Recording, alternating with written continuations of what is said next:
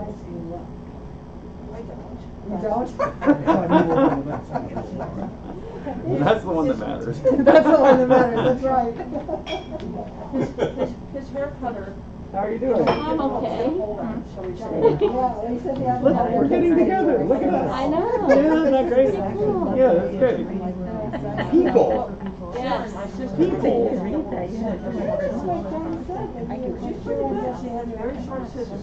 That's what you need. Because I mean, also my glasses are. But I just felt like, yeah, we're really going to sit down and catch that.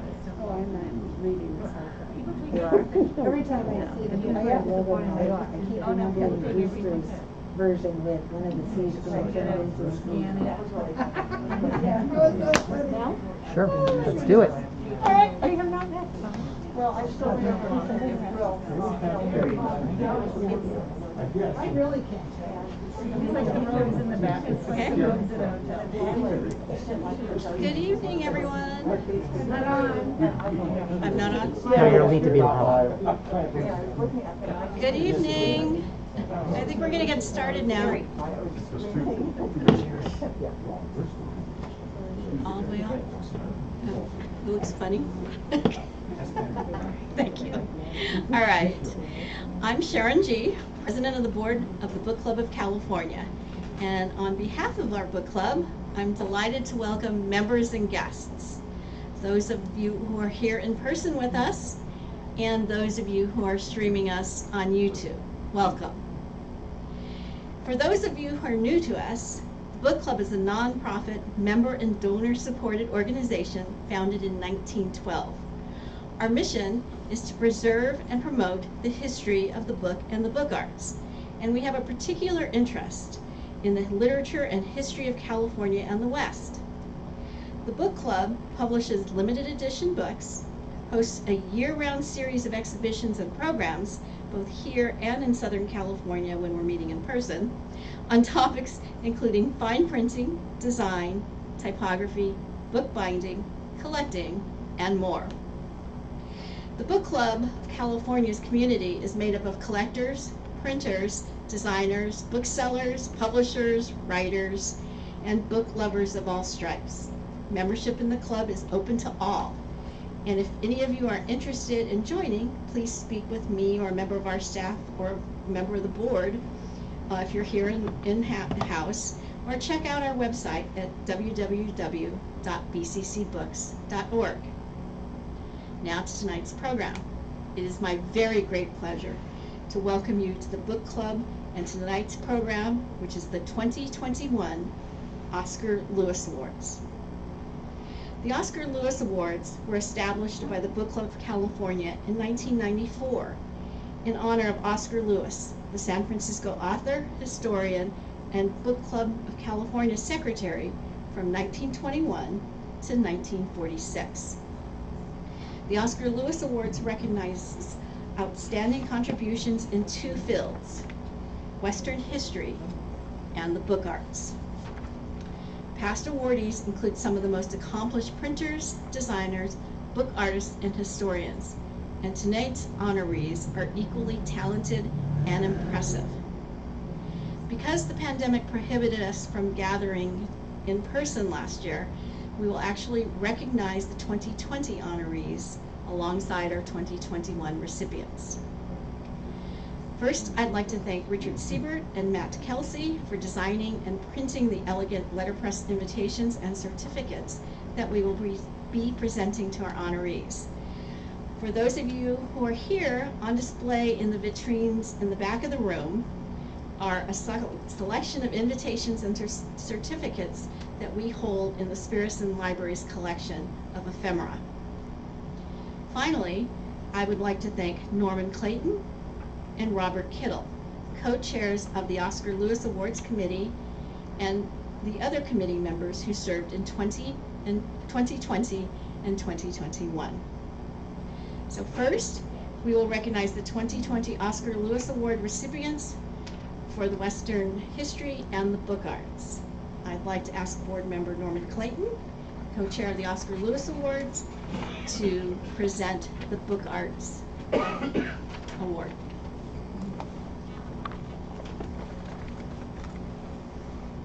Thank you, Sharon. Hello, everyone. My name is Norman Clayton, and I'm delighted to be here. I'm jumping up and down, thrilled to be here this evening because I have so much love in my heart and joy for the recipients of the Oscar Lewis Award, both for this year and last year.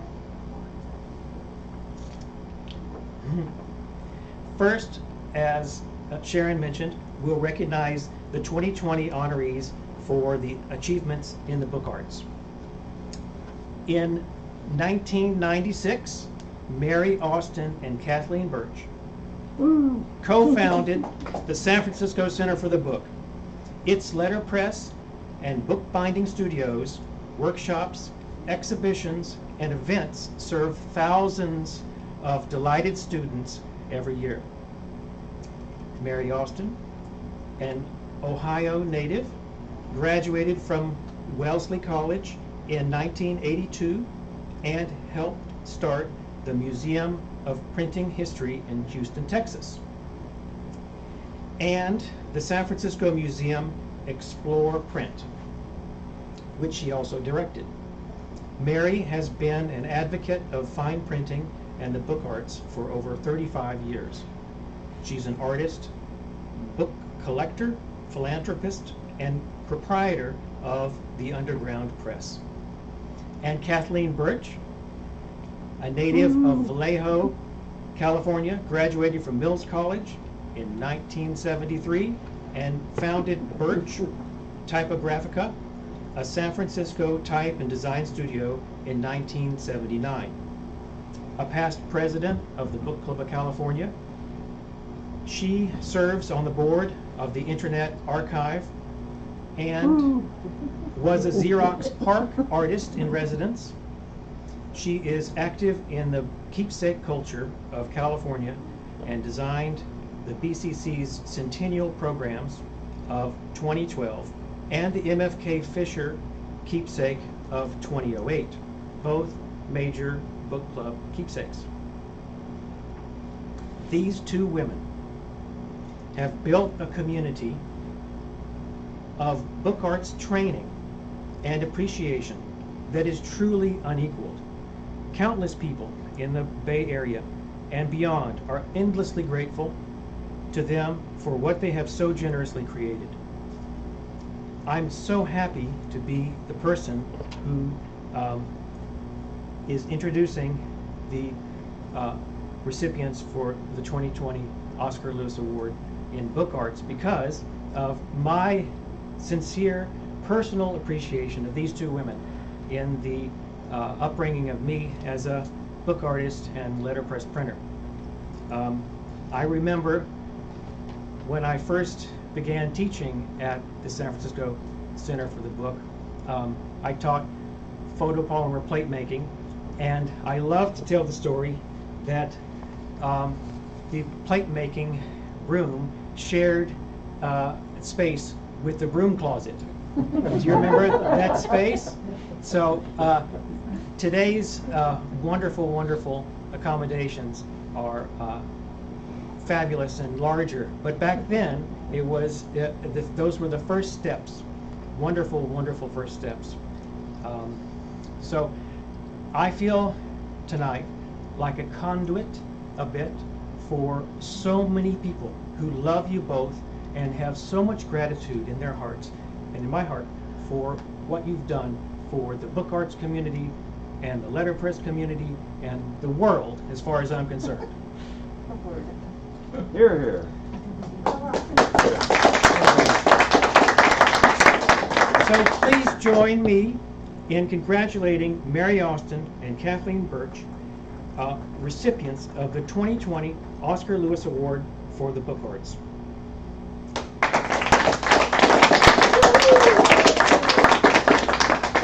Mary and Kathleen contributed a wonderful abecedarium titled ABC for BCC that appeared in the fall 2020 quarterly And you all will be able to take copies of that issue tonight with you if you want an extra copy or don't have one.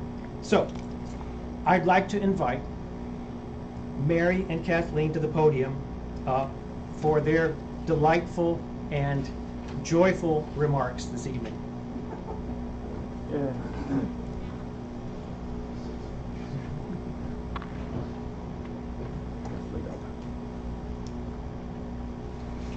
Thank you, Norm. Allow us to elaborate an adorned acceptance allocution abecedarium. Shall we begin our banter of back and forth? Agreed.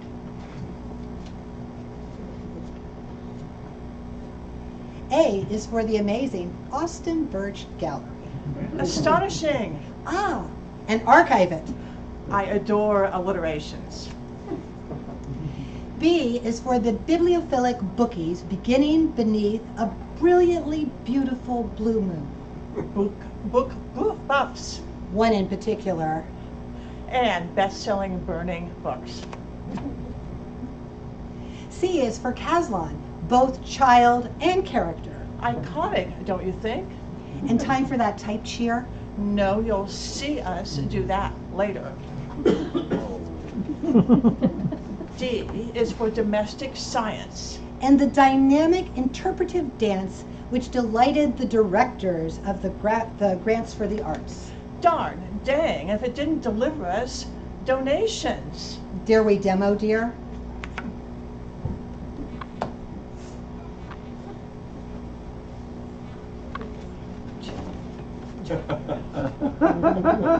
That's the interpretive dance.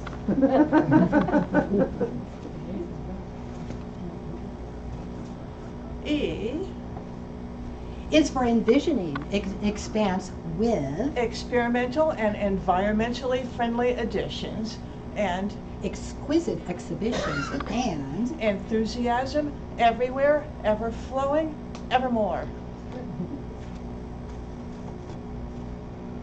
F is for our phenomenal future, which starts without foundering first steps. and finally a font named after my second child. Maybe.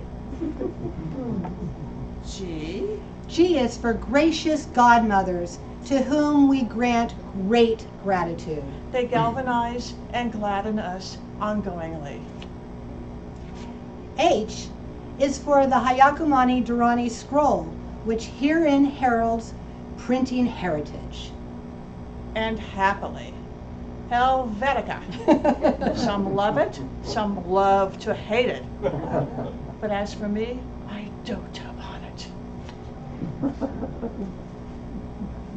I is for inspiration. Introductions. Indicia of romance. Ooh, intensely inviting.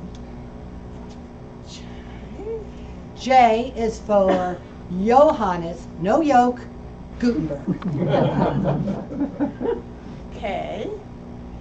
Is for the Cathys, from the two of us to St. Catherine, patron saint of libraries. And knowledge and occasional concepts. L is for logos. From lozenge to lateral books to a lexicon of literary letters et al. Lovely. And M is for movable walls which made us moldable and malleable. multiples. Marvelously magic. Ah, now note this. N is for Naked in the News, for a novella of note.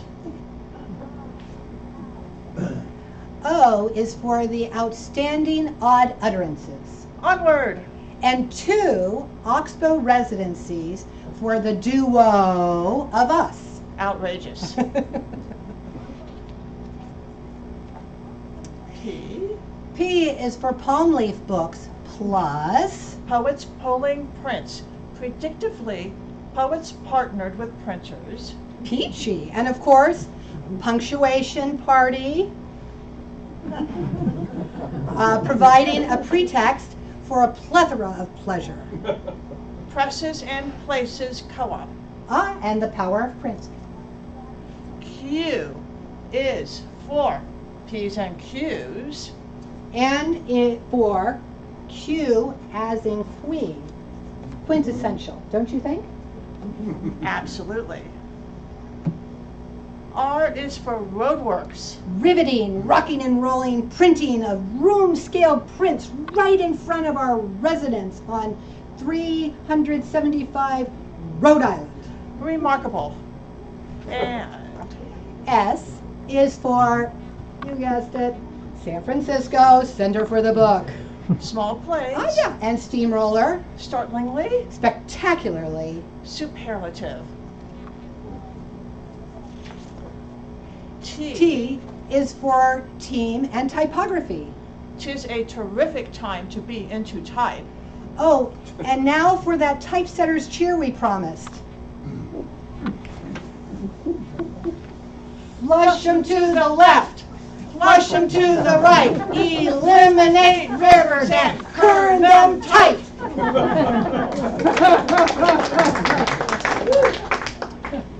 U. U is for the Underground Press and Unlimited Editions, Unbelievable. Maybe even unconventional. but undoubtedly upbeat. V is for Vandercook or Vandy. As we like to verbalize as visionary, vivacious vixens. W is for our wonderful, world-class workshop wizards. Without our workshop teachers, we would wax, well, woefully. And the Y Cheap Art Manifesto. Art is food. You can't eat it, but it feeds you. Art soothes pain. Art wakes up sleepers. Hurrah! X is for Ex Libris. Need we expound more? Y is for, you call that a book? And the yes cards. Yes. Yes. Yes. Yes. Yes. Yes, yes. And Z is for Zopfest, celebrating the zany and zealous Zophs. Almost before the bell, our center-centric distillation ends. For our finale, Thank you. or should we say arigato? Don't. Oh yeah, or come on. Come on. Danke. Grazie. Merci. Obrigado. Shishi. Chopin. Butter and coffee.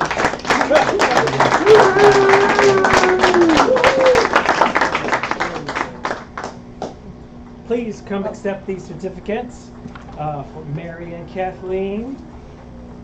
Thank you. And we have an added treat tonight from your delightful friend and ours, Allison Kuhn.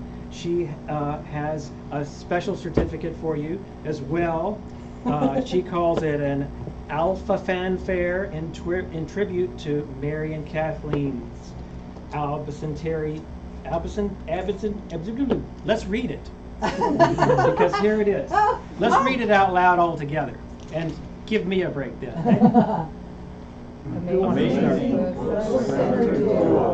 Engineers, finessers, generators. Kathleen and Mary, Mary old Terrell.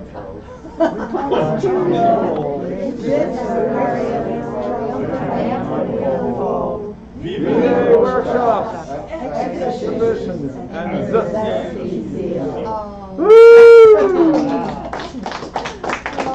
Congratulations again, Mary and Kathleen. And now please welcome back to the podium Sharon, who will announce the 2020 awardee for history.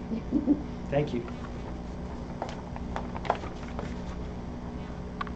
Thank you so much, Norman. I would also like to extend my congratulations to Mary and Kathleen. I love you as well. I've taken classes at San Francisco Center of the Book, which I have absolutely loved, and you both really deserve this honor, and I don't understand why you didn't have it before. So, congratulations. The 2020 Oscar Lewis Award for Western History was awarded to John Briscoe. John Briscoe is a poet, author, restaurateur, San Francisco lawyer, and board member of the Historical Society of the United States District Court in San Francisco. His historical publications include 2 books, Tadich Grill, the story of San Francisco's oldest restaurant, and Crush, the triumph of California wine. He has also written and published scholarly essays on historical California figures such as Garrett W. McInerney, Stefan A. Riesenfield, and Louis F. Claiborne, and he contributed to the definitive history of the San Francisco District Court, the oldest federal court in the West. Briscoe is a distinguished fellow at the University of California, Berkeley, which will publish his oral history this fall. Crush is the vividly told story of how California wine gained global recognition. Briscoe recounts wine's usual relationship with California from the very first vintage through multiple calamities to its starting triumph at a blind tasting in Paris in 1976. Through this innovative perspective, Briscoe profiles the larger story of California. He has, through verve and distinctive flair for writing, made California's past accessible to a broad audience. Crush has won numerous awards and is destined to become a classic, not only of wine literature, but also of California history, people, and culture. John contributed a terrific essay ending with, "Tell the next mayor or supervisor or nihilist you see that history is fun." It appeared in the fall 2020 quarterly, but I'd like to invite John to the podium to give brief remarks this evening.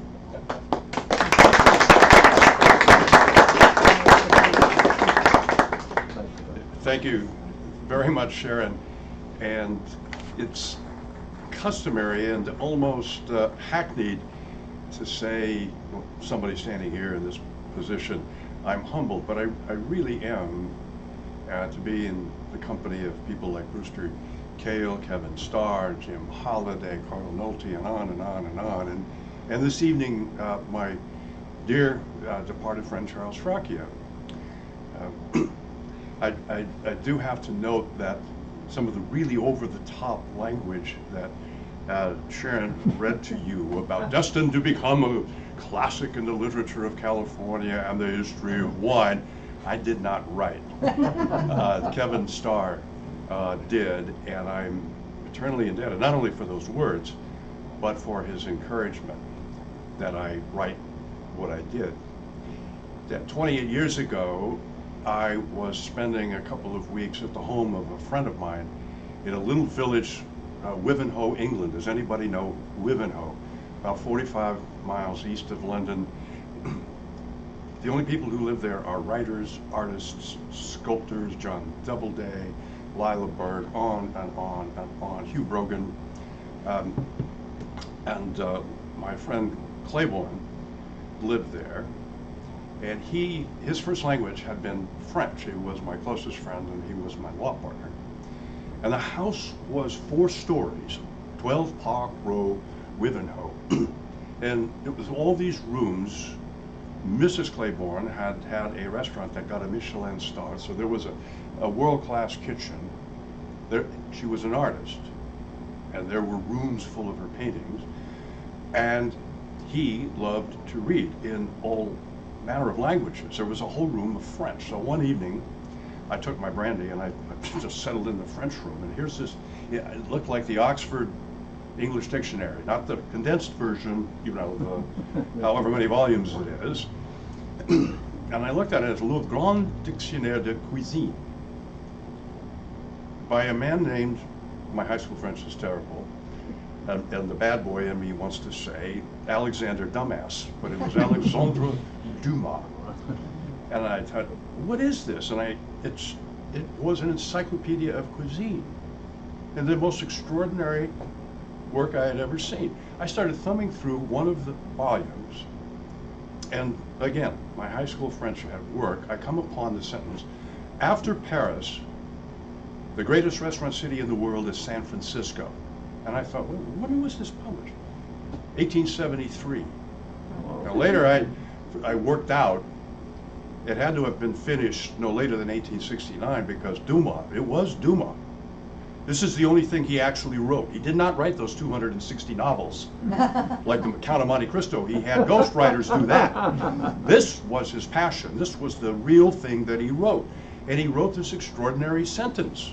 You ever have one of those moments where something happens and you go, it's like when you fall in love, as I did with Carol, when you go, uh-oh, my life has changed forever, because he couldn't have written that later than 1869, which is only 20 years after San Francisco became a real city. San Francisco was nothing until 1849. Population fewer than 500 people. By the end of that year, maybe 25,000, maybe 50,000, nobody knows. And I knew my life had changed.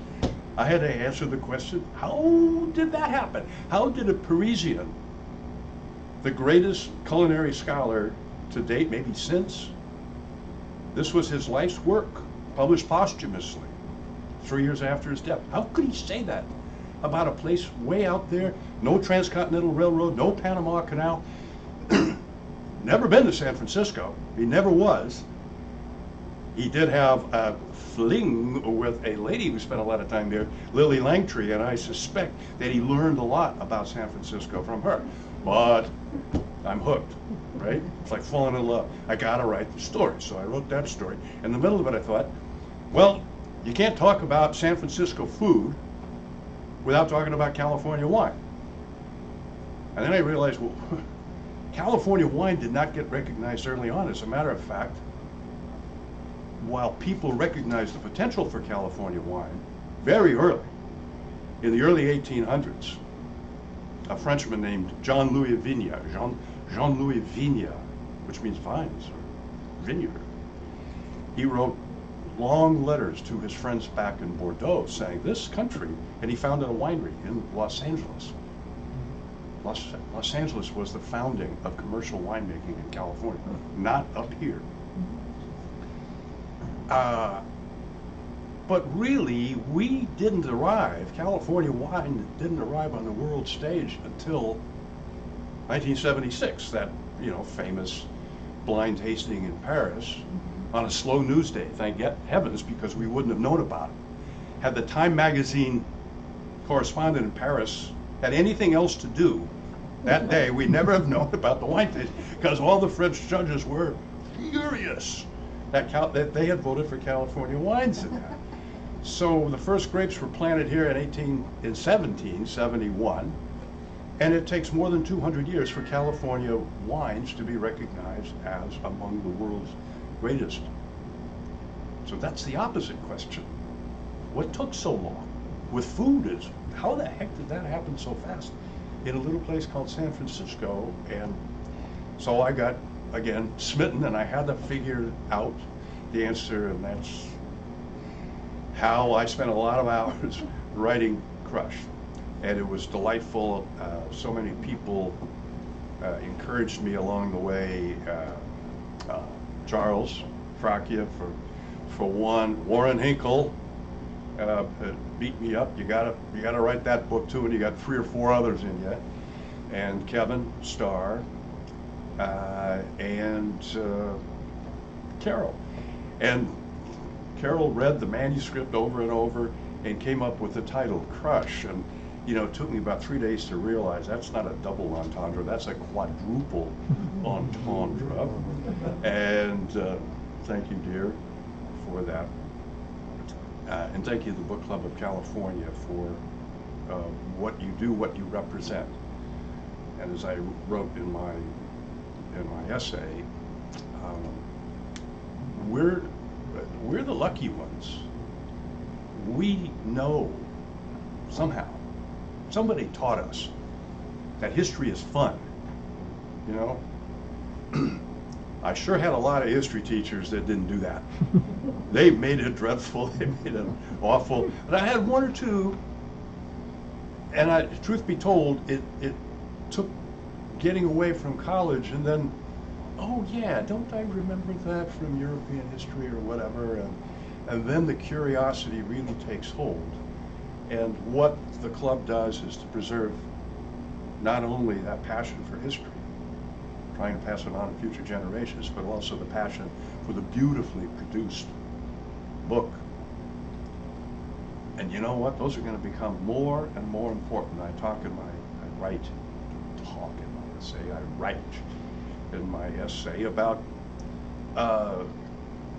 the impulse of, one might say, barbarians or conquerors to destroy knowledge. And I give a number of examples. Not too well known is in 221 BC, the first emperor of China. Think the completion of the Great Wall. This is after 3,000 years of Chinese civilization already.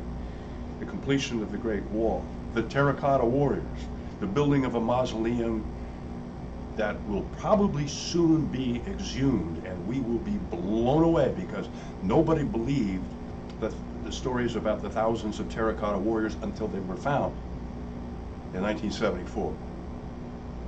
And this first emperor ordered the burning of all books in China. Okay? And the people rose up in anger, and he wanted to hoard all knowledge, and he had libraries and scholars. The masses rose up and they burned the emperor's libraries. Now this is 300 years after Confucius. We are very lucky that we have Confucius's 5 books, but think how much we don't have. Think about the fact that Aeschylus and Sophocles each wrote approximately 100 plays. We have 7, and we know why we don't have the others. What great wisdom, what, we enjoy taking in those 7 plays of each. What have we lost? And what if, I hate to say this, Brewster, I know, I've done work in this field, that there are monster terrorists out there that know the best way to get their bidding is to not to drop a nuclear device on New York City or whatever, but to figure out a way to erase all digital knowledge in the world. They're at work at it. So let's keep producing the books. Thank you very much.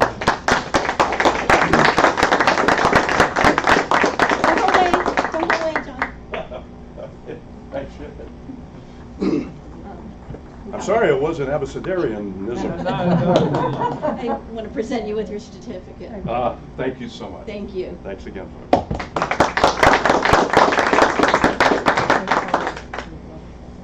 All right, congratulations again, and to present the 2021 Oscar Lewis Award for the Book Arts, once again, Norman Clayton.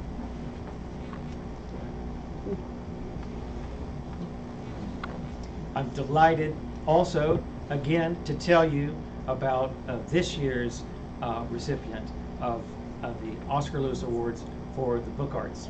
Wesley Tanner is also a very important person in my history as a fine printer. And I'm going to tell you a little bit about his history and a synopsis, and then we get to see a video that he recorded for this evening that we will broadcast.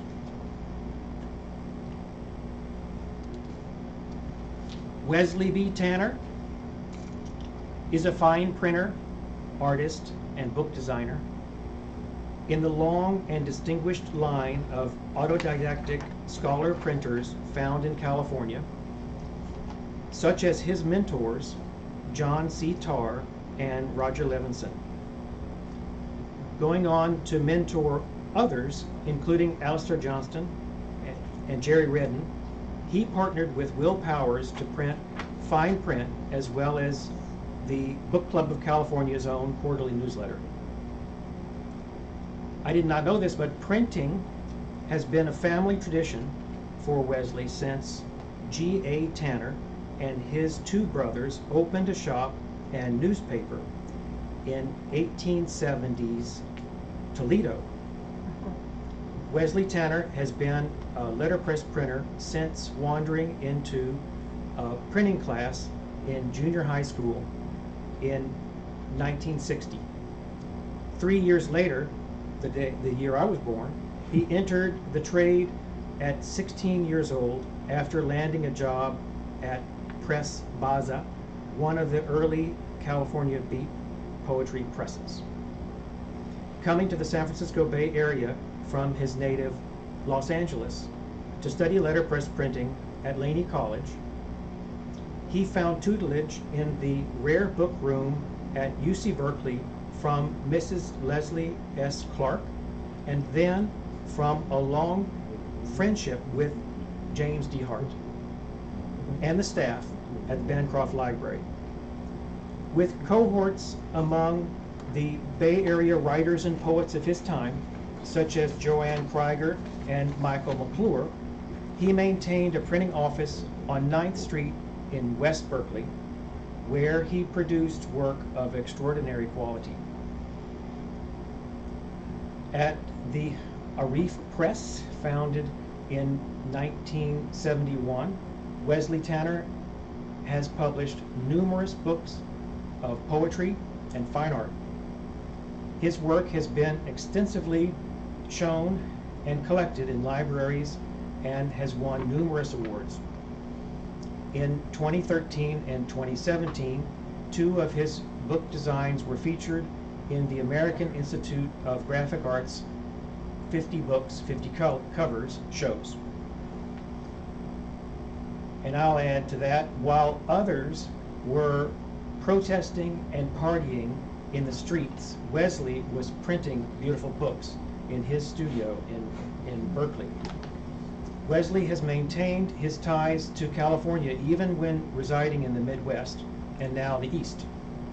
He has been an active member of the Book Club of California as a printer member and as a printer member of the Roxburgh Club of San Francisco.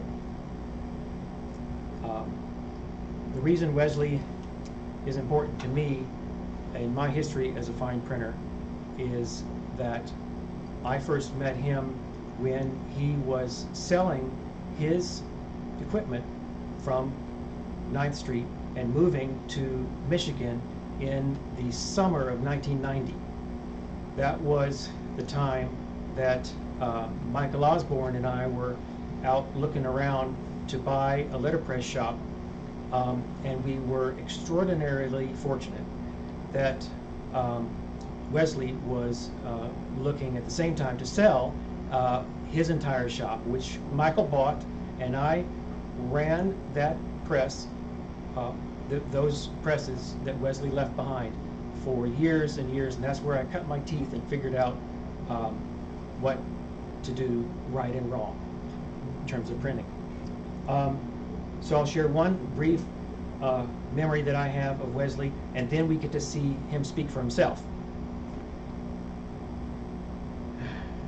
I did not get to learn much from Wesley, but what I did will always be with me, because just before he was packing up his foundry type and his proof press and to leave everything else behind for me to figure out how to use, he was finishing the printing of the quarterly newsletter for the book club.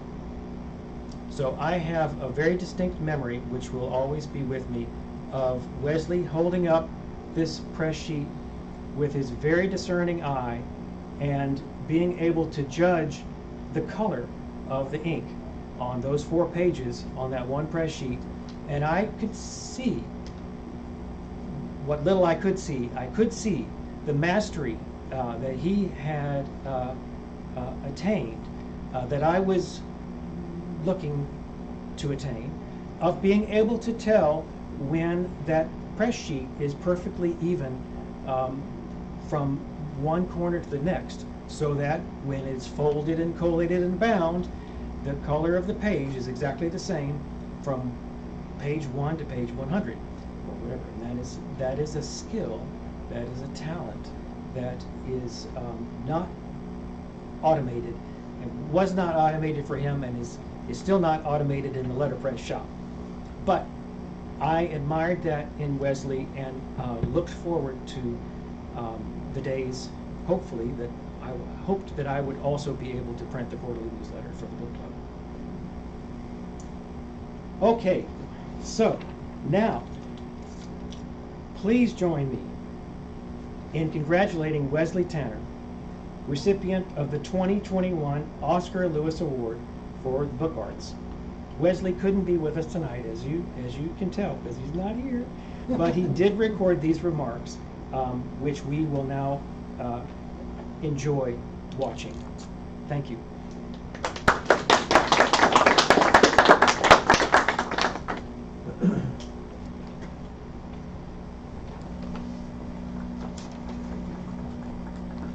Good evening, members of the Book Club of California and friends. I would like to begin by thanking the Oscar Lewis Committee for this award and for the opportunity to make some remarks from my home here in Western Massachusetts. I operated my printing press in Berkeley for about 20 years in what was then a largely abandoned industrial zone. Well, we all know what happened there. After I relocated to Ann Arbor, Michigan, I continued to print books and to expand my design practice to books of scholarly material and art books. And I produced hundreds of titles for publishers during those years. The University of Michigan School of Art and Design hired me to teach upper-level graphic design courses, and I'm pleased to say that a few of my students have gone on to be book designers as well. 2 years ago, my wife Jamie and I found a beautiful home with a large studio in Great Barrington, where we now live. But I'm sure many of you would like to know about my time in the Bay Area as a member of the book arts community during the 1970s and 80s. It was about in 1954 when my father brought home a mimeograph machine to print a newsletter for his local group. And we had a good deal of fun in the kitchen, lots of messy stencils and things, and that was my introduction to printing. Although his great uncles had been printers in Ohio and in Michigan, where they printed newspapers. My grandfather worked for them, and my father, of course, had that knowledge. So it was no surprise to him to find a mimeograph in his kitchen, though it was for me. But it wasn't until later, in 1960, that I got my hands on an actual piece of type. On my first day of junior high school, I was told to choose a shop class. So I headed straight off to the print shop. Why not? That wintry day in California, in Los Angeles, was rather on the dark side, and what I remember clearly was a large World War II poster high up on the wall that said, "Slip of the lip will sink a ship." Well, soon after some general instructions, our instructor, Norman Rose, which included some warnings about not to wear a necktie while running a press, we were busy at work. This is the first time I have set type. We'll work very slowly and carefully and not make any mistakes. Reads the yellowy slip of newsprint I still treasure. It's set in 10-point century school book. I'm not sure what else we did in those early years.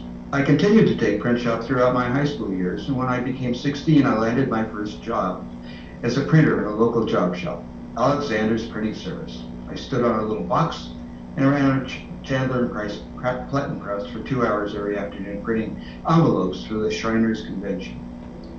Bob Alexander was one of the Beat Generation printers, and often other members of that era would come by, like Wallace Berman. The next summer, through the help of my father's friend, I worked afternoons printing an offset press and cutting paper. I'm sure my employers at the Hollywood print shop would have been quite shocked to learn that my friend's father wasn't just their ink salesman. He was the national treasurer of the Communist Party. Though, of course, that was all very secret then. After graduating from high school, I moved to the Bay Area to enroll in the printing course then being taught at Laney College in Oakland. But I soon tired of lessons, went out to work in the trade. Berkeley in 1965 was, of course, a very exciting place to live, and I made friends with some of the local poets. Looking at the poetry in the local bookshops, I found that some of the nicest books to read had been printed locally. Wanting to see more of the work of certain authors, I found my way up to the University of California campus And there in the rare book room, I made two very important discoveries. The first was the observation that many of the books I admired were printed by a process I was quite familiar with, letterpress printing. And the second was Leslie Clark, the librarian. She took the time to show me books that fired my imagination, not just the literature books, but the extraordinary collection on the history of printing. Leslie took me under her wing and let me have the run of the place. Years later, the rare book room merged with the Bancroft Library and all the books, and Leslie went there. In those early days, there was 3 small, beautiful rooms with long oak tables, and I could just go in and pull books off the shelf. It was a very nourishing environment. Leslie took me out to lunch and worried me over me like a mother hen. I still have the books she gave me. I remember her very fondly. During this time, I began to be the roommate of a poet named Daniel Moore. One year for Daniel's birthday, I made and bound a little book of collages for him.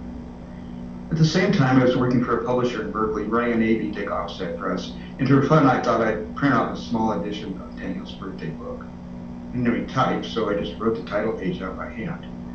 I printed 60 copies, and I took them around and tried to sell them for 50 cents in the local bookstores, but no one was interested. When one showed up at a bookstore a few years later, Steve Clay, the bookseller, called me up and said, "What was that?" And I said, "Just buy it, it's my first book." He reminded me of that the other day. At this time, Danny needed a job, and so he went to work in San Francisco for his old friend Andrew Hoyt, who was then in partnership with Robert Grabhorn. One day, when Robert Grabhorn and Andrew were running late on a commission, Daniel asked me if I could spare a few days, so I found myself in the bindery folding and tipping in plates for sketches of California and Hawaii that the Book Club of California was publishing. I'll never forget Jane Grabhorn knitting by the window overlooking Commercial Street, and Bob sitting in a chair in front of a type case, setting type. Every time I sit down in a chair in my print shop to set type, I think very fondly of Bob. By then I had illustrated and was printing the color plates for 2 poems by H.D., and I decided to have the text printed in Grabhorn Hoyt. Glenn Todd, who executed the press work, and Andrew suggested that we use Palatino type, and gave me a taste for the types of Herman Zoff. The next year, when I printed John Kiger's The Saccio Notebook, I had the text set in Zoff's Aldous. I printed this and a book by Lawrence Ferlinghetti on offset press, this being before I was overcome by the desire for the quality that letterpress printing can lead to in fine booklet. I had been satisfied up to that point by printing my lithography. After all, I'd been taught in high school that it was the wave of the future, and I could see the letterpress shops quickly becoming a thing of the past. But when one day Clifford Burke offered me the use of platen press at Cranium Press to print The Red Wheelbarrow, I couldn't resist. Clifford, who generously assumed that a certain amount of instruction would have to be given to me, was quite surprised when I quickly locked up 4 pages in the chase, slid a coin key into the corner, and tested for lift. Seeing that none of the type fell out, he queried, "Where did you learn to do that? You're an offset man." Well, not for much longer. On my 25th birthday in 1972, I decided I'd had enough of the dull routine of offset job work, and I wanted to print books and use the finer materials of my craft. After several months, and through the kind offices of a friend, Carl Lancaster, I found myself in a warehouse on 9th Street in Berkeley with a platen press, a pewter cutter, and a few cases of battered cloister type. Through Leslie Clark, I met Roger Levinson of the Tamalpais Press. Roger was very kind to me in the first years I was in letterpress business. He always welcomed me into his shop. He would lend an ear when I'm asking questions about what he thought about design or some problem I was having with printing. I think of all the people I've known, Roger taught me the most about printing, and I still like to think of him as my mentor. Roger liked to tell me how he learned to print the same way from the Kennedy brothers and Hayward Hunt when he was starting out. I still think this is the best way to learn craft. By this time, I discovered Daniel Berkeley Updike and his wonderful book, Printing Types. I immersed myself in Updike and found the work of John Henry Nash. I found that they had Nash's paper as Bancroft, and in fact, everything he'd ever printed, including all of his ephemera. So I would spend hours looking at that. It was quite interesting. I also read quite a bit of Stanley Morris in those days, which I found interesting. And it was that interest in Morrison and the history of typographic letter forms that led me to meet and become good friends with the late John Charles Tarr. Tarr, in his early 80s when I knew him, was introduced to me the early 20th century European tastes and styles. British by birth, he had studied calligraphy with Edward Johnson, worked at the monotype drawing office during the making of Times New Roman, and had been a close associate with Morrison and Eric Gill. Later, he taught and wrote about the history of printing. It was Tarr who encouraged me to mix typefaces and size, creating a new font to get the typographic effort I wanted. Why not, he asked me. They did so freely in the 15th century. I'm sure many of my typographic interests were formed by following John's leads and reading his books. One of John's interests, and perhaps the one that has given me the strongest influence in me, was lettering and calligraphy. Thus, when I read Providence Sanderson's ideal book of Book Beautiful, I was struck by his remarks. Handwriting and hand decoration of letters and pages are at the root of the Book Beautiful and are at the root of typography. Indeed, everyone having to do with the making of books should ground himself in the practice or knowledge of the art of beautiful writing or calligraphy. In examining Providence Sanderson on those press books, I was pleased to see many tasteful use of hand-drawn capitals, words and phrases, and I decided that given the opportunity, I would follow Providence Sanderson's lead. Calligraphy would become a handmade type in my work whenever it was appropriate. Following that, I was able to work with fine calligraphy artists such as Georgiana Greenwood, Barbara Bash, John Prestonani, Christopher Steinauer, and Susan Scarza. A part of every printer's life, of course, is the generation of ephemera. This includes letterheads, brochures, announcements, and business cards. In my case, some of the most interesting work that has come my way has been menus. Over the years, a great deal of these have been created for special occasions. They were printed in large and small quantities, from 900 copies for a month-long restaurant review, or to 2 copies for a birthday. In 1980, the Special Collections Department at San Francisco Public Library mounted a show of these menus. For the occasion, I printed a poster announcement. On it, I reproduced a sample menu. I say reproduced because it's actually new and written to tempt the envy of any good cook. Everything offered on the menu, wine and food alike, was just possible to have, but impossible to find or afford. It led to much speculation. Although broadsides were not a specialty of the press, I had the good fortune for 15 years or so to print 1 or 2 a year for most books in Berkeley to be given out to the customers in New York. From time to time, I printed translations of Chinese, Indian, and African poetry, the Spanish of Pablo Neruda, as well as Bay Area printers like George Oppen, Philip Whalen, Michael McClure, and of course, Robert Duncan. Robert came over in 1972 from San Francisco to hand-set and hand-color one of his own poems, which he then printed. Done in an edition of only 5 copies, it's one of the rarest of his works. For much of a decade, in the last years, the shop was occupied with the production of journals and books. From 1980, after the Arief Press closed its doors, Will Powers approached me with the idea of printing Fine Print magazine and a quarterly newsletter for the book club, together with in a kind of a limited partnership. I readily agreed, and we soon applied for and were appointed the printers to these journals. Although the design of Fine Print changed rarely, Will and I decided to redesign the newsletter with every annual volume. In the past, these had only changed with its printer. Every year, long and happy discussions would take place during summer as we ran off the last copies of the year. Gumbo, one would shout over the roar of the cylinder press. Caslon would come the cranky response. Soon after, we'd laugh and settle on Gaudy Modern. We also, during those years, printed Bancroftiana for the Bancroft Library, as well as the Bohemian Club library notes brought to us by Marianne Hinkle. Although Will and I were partners only in those jobs, we often worked together on other projects.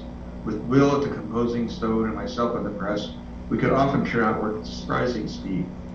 The press work for the 90-page book, A Comprehensive Approach to the Piano, occupied only 4 days. But there was one book project that Tanner and Powers still took a great deal of pride in.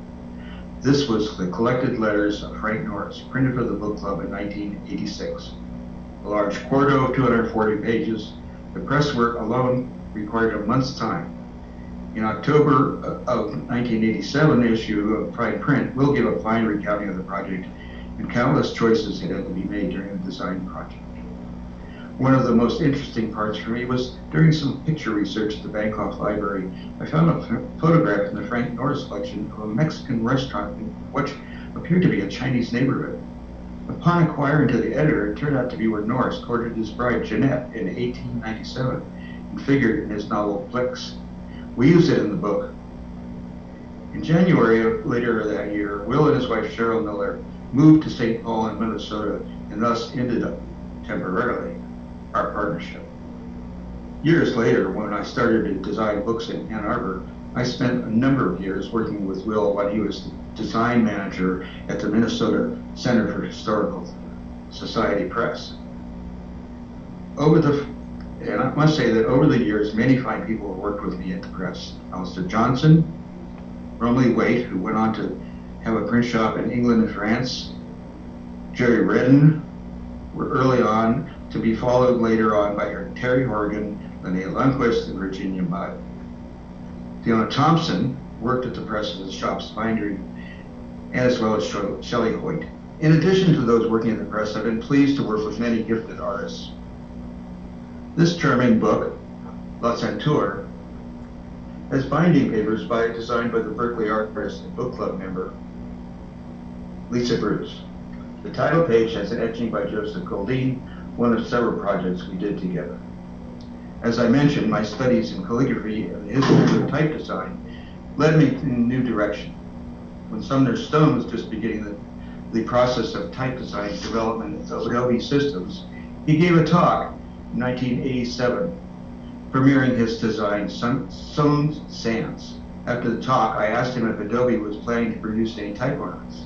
That's interesting, he said. Come down to Palo Alto and talk to us about it. When I arrived the next week, I found Carol Twomley working on her rendering of the Caslon typeface.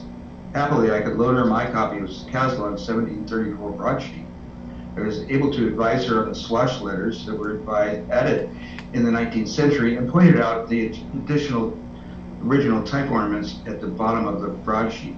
Soon I was provided with a Mac Plus, the first laser printer, and a beta copy of Illustrator from Adobe software.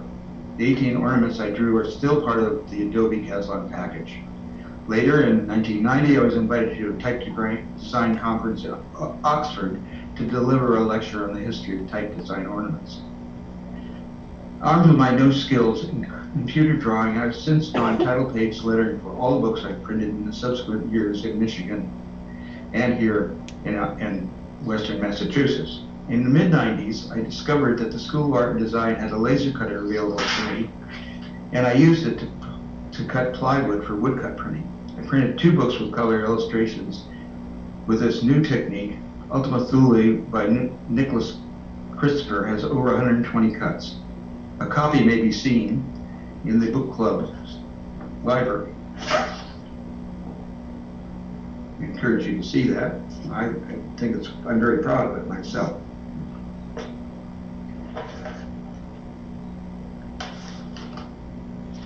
The title page has some of those lettering that I was telling you about. It goes with the woodcut.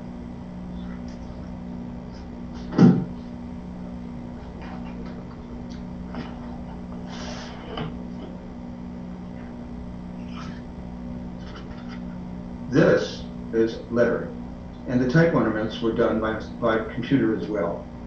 Illustrator has been a good friend to me over the years. This book, which had drawings and etchings by Sean McElroy, also had lettering by me that was drawn on the computer. It's the Hymn to Dionysius. Sean translated the book and did the etchings.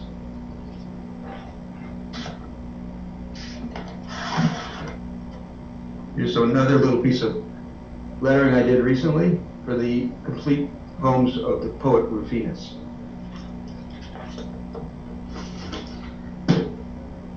Finally, I would just like to thank the book club and its members for this wonderful opportunity to speak to you and accept my Oscar Lewis Award. And I'm going to wish you good night from the woods of Western Massachusetts.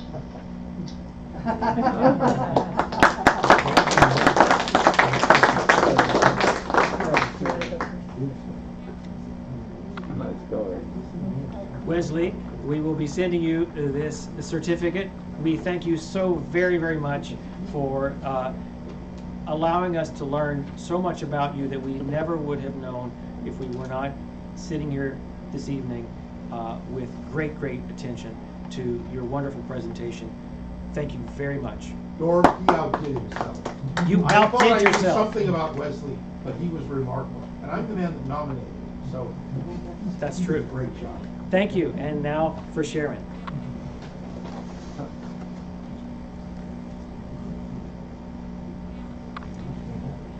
Thank you, Norman. This year's Oscar Lewis Award for Western History was awarded to Charles Fracchia. Charles Fracchia was a historian and longtime member of the Book Club of California, having served as vice president and as a member of several committees. Unfortunately, he passed away in July 2021. But before he passed away, he was notified of his award. And I was actually honored to be able to discuss this award with him when he called. I did not tell him of the award, but I was able to congratulate him, and I think he was very honored to have it awarded to him. As an author and an educator, he chronicled the arc of San Francisco history from the gold rush to the present. Along the way, he managed both to create and preserve history, including writing 5 scholarly books on the history of California and San Francisco, co-founding Rolling Stone magazine, and founding the San Francisco Historical Society in 1988. He was instrumental in preserving the history of the West by serving as one of the earliest advocates for the transfer of the historic Old Mint from federal ownership to the city and county of San Francisco.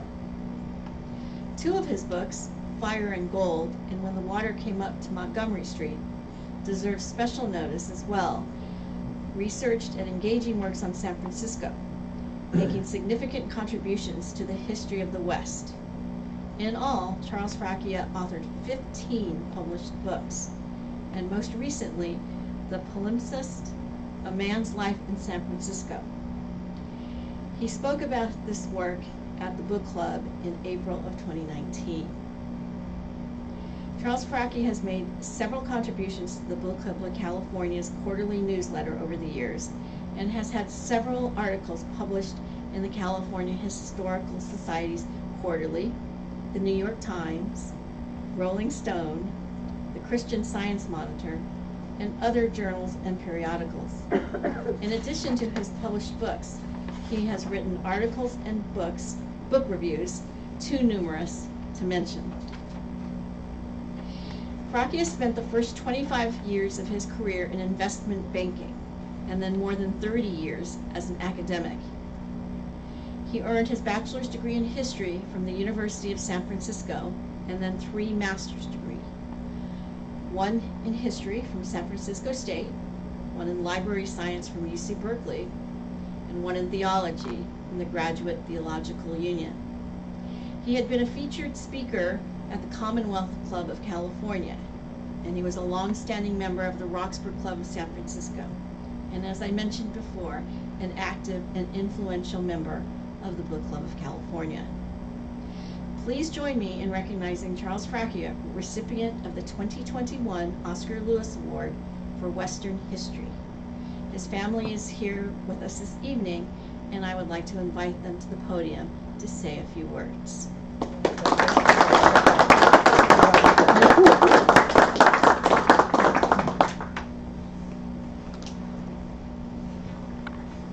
It'll be a miracle if I can do this without crying, but good evening.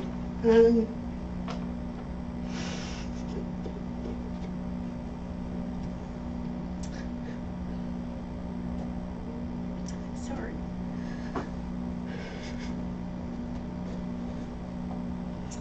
My earliest memories of my father involve books and history.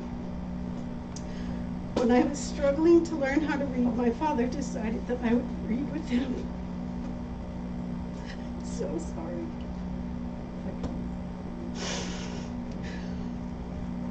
Thank you.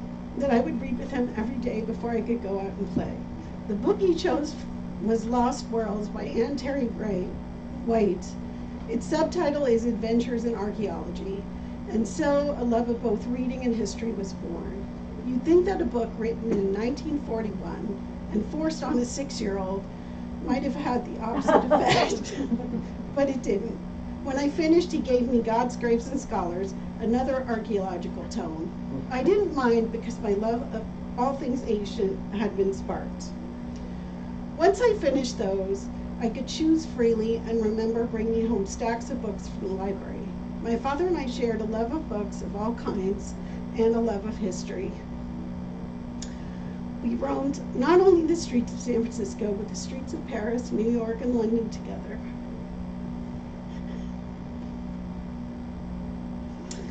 He knew so much about the history and architecture of all those cities that a wander with him was truly an adventure. Everything was made alive and interesting. Ma'am, take a seat. I'm okay, thank you. My father would be so proud to accept this award. I thank you on his behalf and on behalf of my stepmother, my uncle, and myself. Thank you.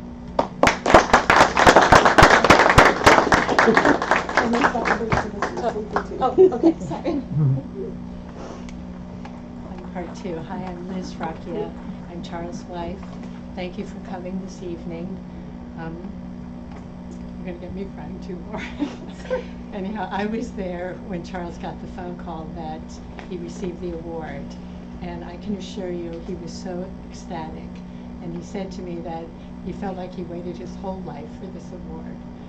And we opened a bottle of champagne, and he talked about Oscar Lewis, and he talked about the days when Kevin Starr and Al Shoemate and he would all go off to historical events together. So this award meant a lot to him, I think also because he knew Oscar Lewis. Charles was a man of passions, many passions. One of his passions was family and friends. His friends benefited from his being a tremendous mentor to them. There was never anybody who called that wanted to come see him that he said no. He was passionate about travel. We traveled throughout the world together, and I used to say, who needs the blue guide? I have Charles. You know, he knew about everything. Teaching, he was a tremendous teacher. One of the things I loved about his teaching is that he never diminished a student, and he loved clubs. He, was just, the last club he joined was the Lotus Club, which meant so much to him. It's a writers and artists club in New York City, and he was passionate about his faith. He was passionate about maps, much more than I ever realized in his lifetime. I've got a job ahead of me. He was passionate about maps and naps. But most of all, he was passionate about history and books. And I have 2 little stories to tell you about Charles with his books particularly. He collected books, and he grew attached to books. And as I was going through the house, I found 2 books from USF Library. So I thought, I'll return them.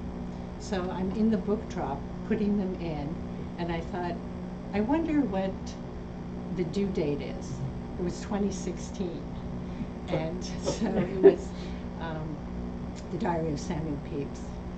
And the other story I have is that Charles one morning woke up and he was completely distressed, like visibly upset.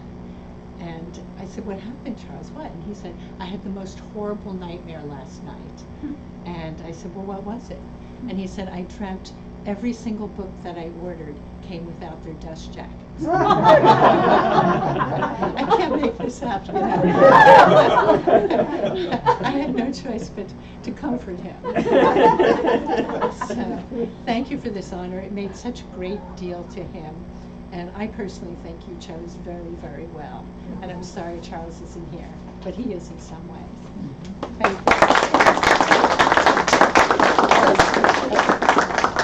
you. I'd like to present you with the certificate. Thank you so much. Thank you. Yes, it's my honor. Thank you. It's our honor, and it was really overdue. very surprised that we had not recognized him before this. So this concludes the presentation of the Oscar Lewis Awards for both 2020 and 2021.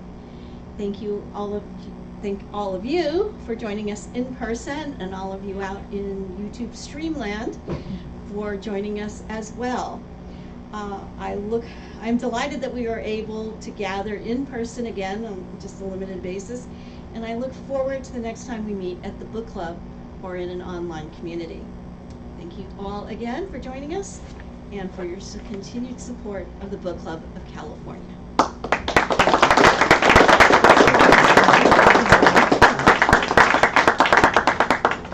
Thank you.